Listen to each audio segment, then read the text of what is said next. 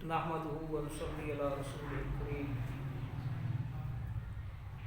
اعوذ بالله السميع العليم من الشيطان الرجيم. بسم الله الرحمن الرحيم. واقیموا الصلاة وآتوا الزکاة وارکعوا مع الراکعین. میرے محترم دوستو، جس طرح کہ آپ جانتے ہیں کہ ہم نماز کے بارے میں جانکاری اور آگاہی حاصل کر رہے ہیں، اور نماز کے بارے میں ہم گفتگو کر رہے ہیں. کل کی سپیچ میں، گفتگو میں، جو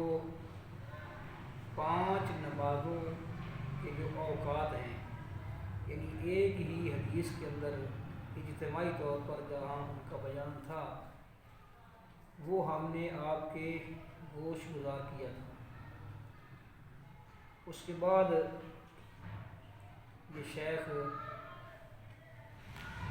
عبدالعزیز محمد السلمان عرب عالم دین ہیں. ان کی کتاب کے اندر نماز کے مسائل کی جو ترتیب بنائی گئی ہے، اسی ترتیب کو ہم آپ تک پہنچا رہے ہیں.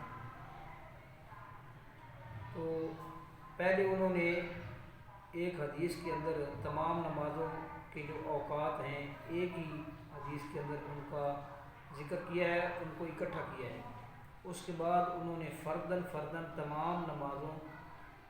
کے لیے جو ہے نا وہ الگ الگ عنوان قائم کیے ہیں، اور ان کے تحت وہ ان کا بیان لے کر آئے ہیں. تو اس کا جو ہے نا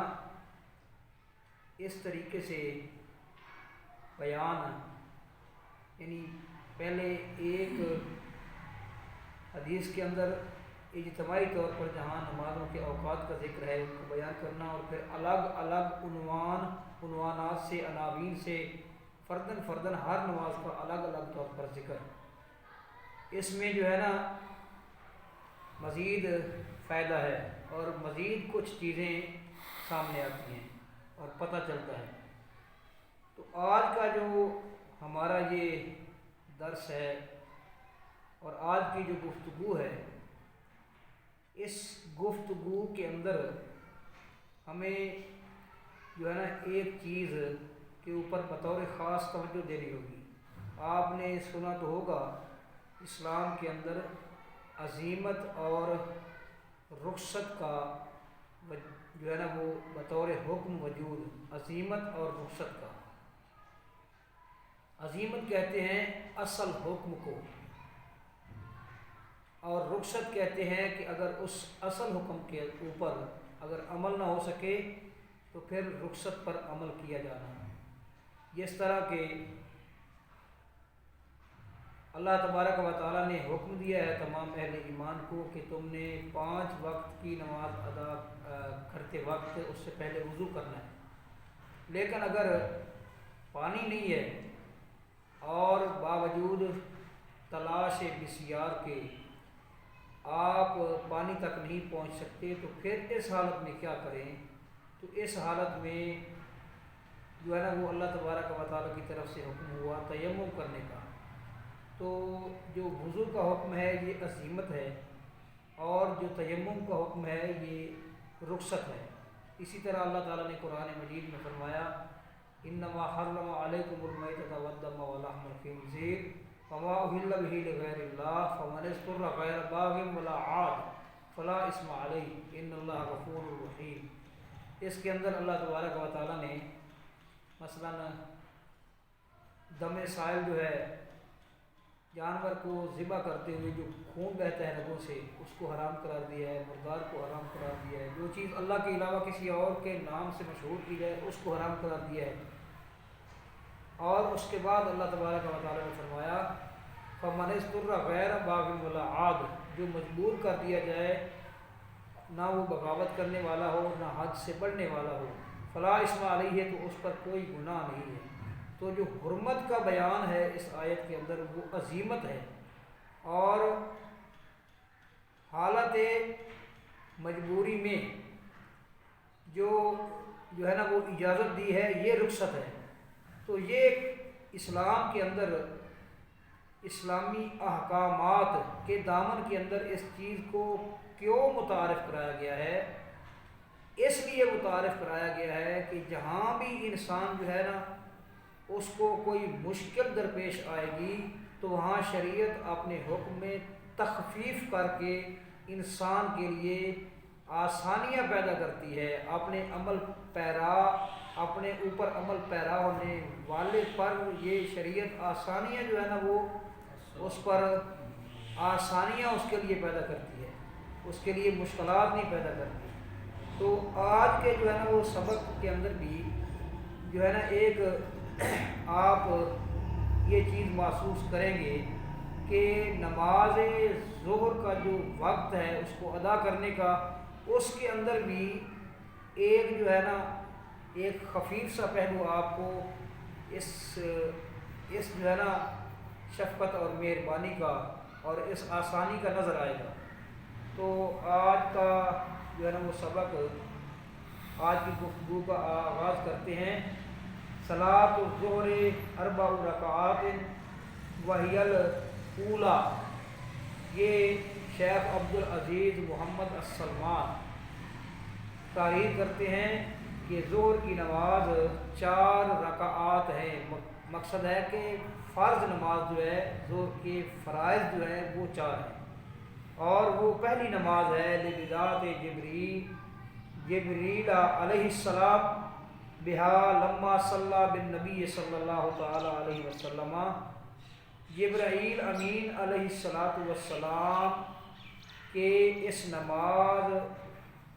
جو ہے نا اس نماز سے آغاز کرنے کی وجہ سے، جبرائیل کی طرف سے اس نماز کے آغاز کرنے کی وجہ سے جب انہوں نے اللہ کے نبی صلی اللہ علیہ وسلم کو نماز پڑھائی، جس طرح آپ نے کل سنا ہے کہ جبرائیل امین علیہ السلام آئے، تمام نمازوں کے وقت اوقات میں الگ الگ طور پر آئے، اور انہوں نے آپ صلی اللہ علیہ وسلم کو کہا کہ قم، آپ کھڑے ہوئیے اور آپ نماز پڑھیں. تو جس نماز سے ابتدا کی تھی جبرائیل نے وہ نماز ظہر کی نماز ہے. والافضل تعجیلها، وہ فرماتے ہیں کہ اس کو جلدی پڑھنا یہ افضل ہے. الا فی شدت حر فالتاخیر اولا، مگر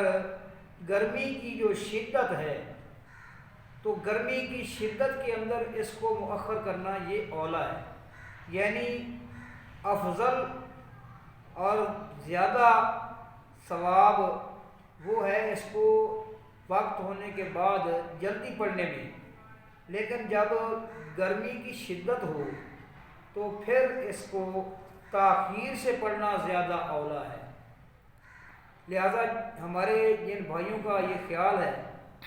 یا ان کا یہ موقف ہے کہ گرمی اور سردی میں ایک ہی وقت میں نماز پڑھنی ہے، تو یہ ان کا موقف درست نہیں ہے. یہ ان کا موقف درست نہیں ہے کہ سردی اور گرمی میں ایک ہی وقت میں نماز پڑھنی ہے ظہر کی، یہ یا جمعہ جو ہے وہ ایک ہی وقت میں ادا کرنا ہے سردی اور گرمی میں، یہ درست نہیں ہے. اما الدلیل علی استحباب تقدیمها فهو ما ورد عن جابر بن سمرہ قال قال النبی صلی اللہ تعالی علیہ وسلم یصلی الظہر اذا ظہرت الشمس. اس کا جو ہے نا پہلی نماز ہونے کی، اس کے بارے میں پہلی نماز ہونے کی جو دلیل ہے وہ دلیل یہ ہے حدیث کی روشنی میں. حضرت جابر بن سمرہ رضی اللہ تعالی عنہ فرماتے ہیں نبی کریم صلی اللہ علیہ وسلم ظہر کی نماز ادا کرتے تھے جب سورج ڈھل جاتا تھا. اس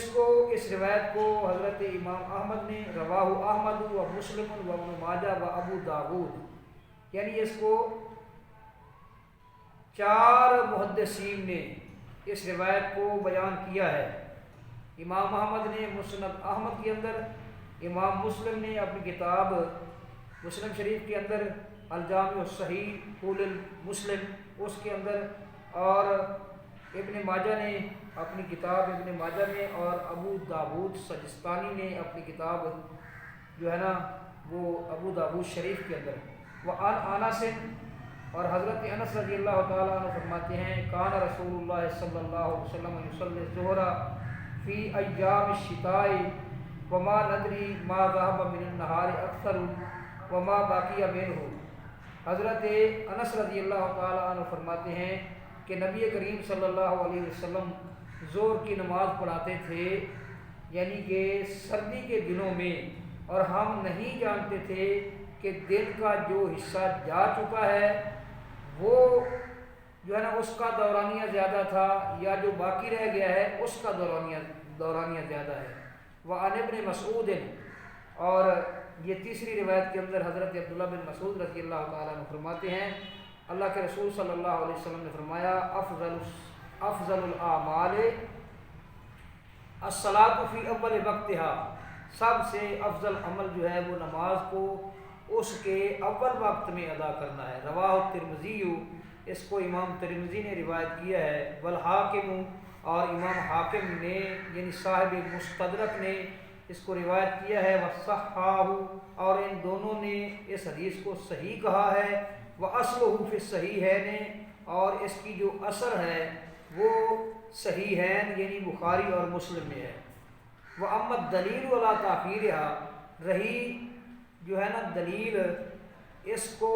مؤخر کر کے پڑھنے کی، فی شدت الحر، گرمی کی شدت میں، فَهُوَ مَا وَرَدَ عَنْ أَبِي هُرَيْرَةَ رضی اللہ تعالیٰ عنہ قال قال رسول اللہ صلی اللہ علیہ وسلم،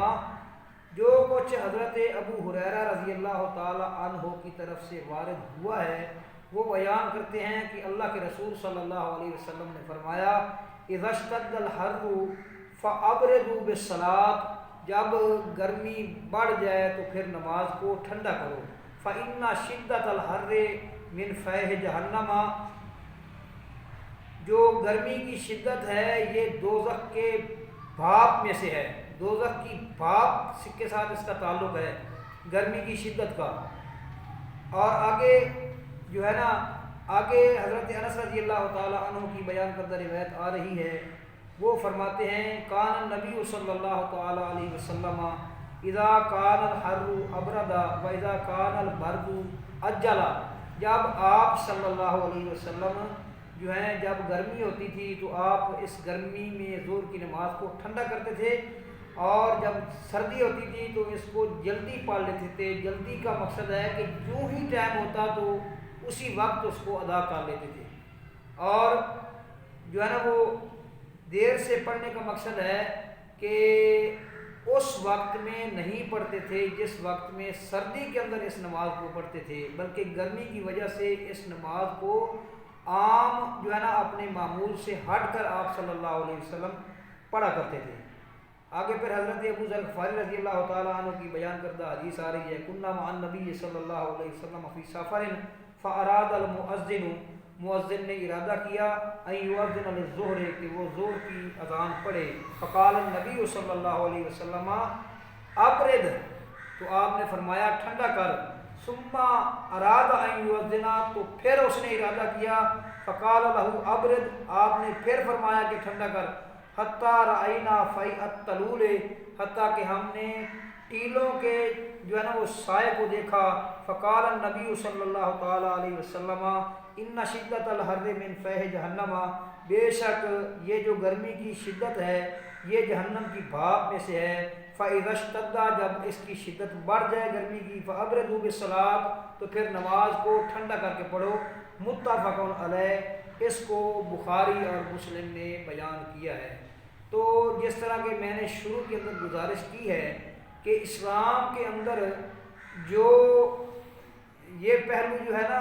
رخصت اور عزیمت کا جو پہلو ہے وہ کیوں رکھا گیا ہے؟ وہ رکھا گیا ہے انسان جو ہے انسان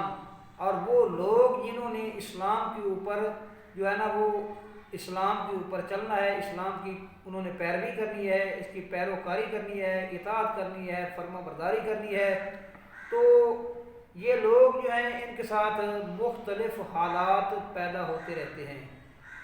اور مختلف قسم کی پریشانیاں اور مشکلات اور مصائب سے ان کا سامنا ہوتا ہے،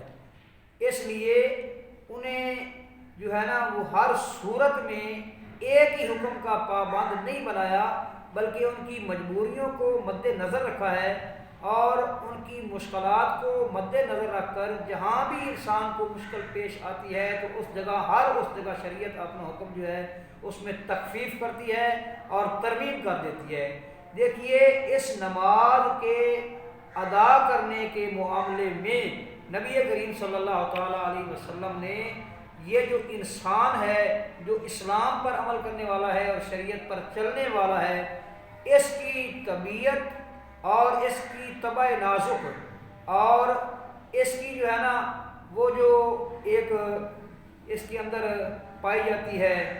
فطری کمزوری کہ مشکلات کے وقت مشکلات کا یہ جو ہے نا وہ مشکلات کے وقت اس کو ایک گھبراہٹ کا سامنا ہوتا ہے، تو آپ صلی اللہ علیہ وسلم نے اس نماز کی ادائیگی کے معاملے میں بھی اس کے لیے یعنی انسان کے لیے یعنی اسلام کو ماننے والے مسلمان کے لیے اور مومن کے لیے نماز کی ادائیگی کے اندر بھی اس کی جو ہے نا مشکل کا اور اس کی پریشانی کا پورا خیال رکھا ہے۔ آپ صلی اللہ علیہ وسلم نے پورا اس کا خیال رکھا ہے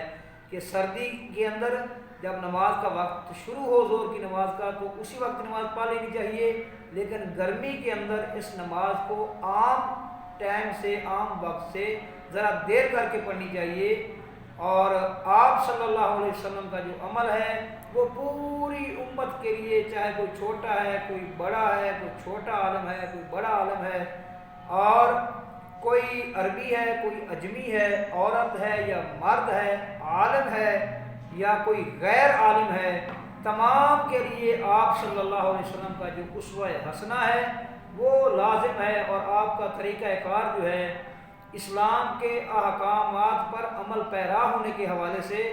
آپ صلی اللہ علیہ وسلم کا جو اختیار کیا گیا طریقہ ہے وہ تمام کے لیے لازم ہے۔ کوئی پیر ہے یا مرید ہے، کوئی استاد ہے یا شاگرد ہے، کائنات کے اندر جو لا الہ الا اللہ پڑھنے والا ہے اس کے لیے نبی کریم صلی اللہ علیہ وسلم کا طریقہ اور آپ کا اسوہ حسنہ لازمی ہے،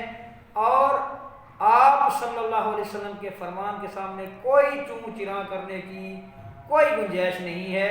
لہذا جن بھائیوں کا یہ خیال ہے کہ سردی اور گرمی میں ایک ہی وقت میں اس نماز کو ادا کرنا ہے، ان کا یہ خیال درست نہیں ہے، انہیں اپنے خیال کے اوپر اپنے موقف کے اوپر نظر ثانی کرنی چاہیے۔ وما علینا الا البلاغ۔